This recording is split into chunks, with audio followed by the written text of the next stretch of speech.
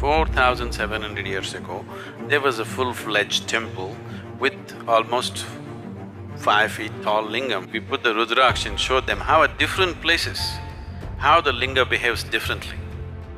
Whole of Europe was full of temples like this.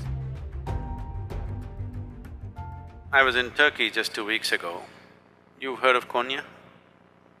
Outside in the garden, so many broken pieces, huge faces, half faces, all kinds of things. Old temples all broken and made foundation stone.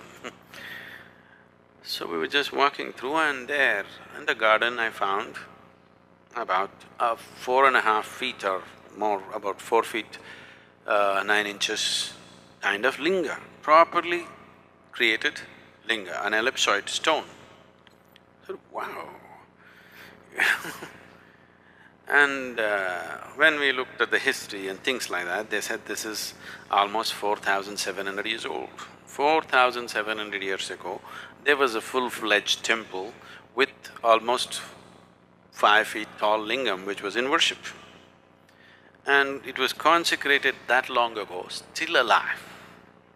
Cracked a little bit, so got disturbed, and I was just demonstrating for the few, 3-4 people who were with me. Every point in the linga is different.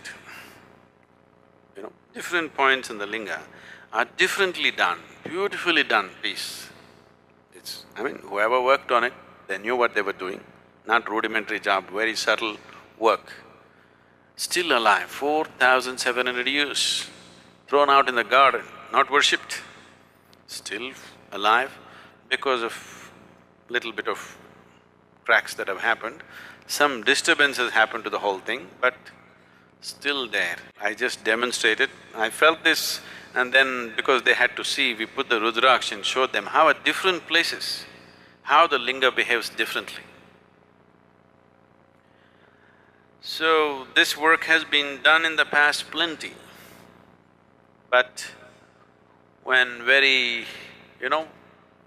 when my way or no way attitude came, these things were all razed to the ground in many ways. Otherwise, whole of Europe was full of temples like this, consecrated spaces like this. These eastern temples were never built as places of prayer. Even today in India, nobody ever leads a prayer in a temple. You're not supposed to pray or worship, but you're just supposed to sit there and come. The idea was people will go and sit there and benefit. This is how a temple was created. No priest, no prayer. There is a maintenance person who is now calling himself a priest. Certain families were appointed to maintain the sanctity of the place, to keep it going in a certain way. You are just supposed to go there, sit there for some time and come. In South India, this tradition is still alive. In North, it's been disturbed because the brunt of invasions North India took, South India left. The Deccan Plateau was generally left untouched by the outside invaders. So you were just supposed to sit there.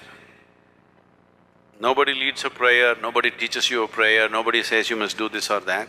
You just sit there and imbibe this, because these are all consecrated spaces. They created many.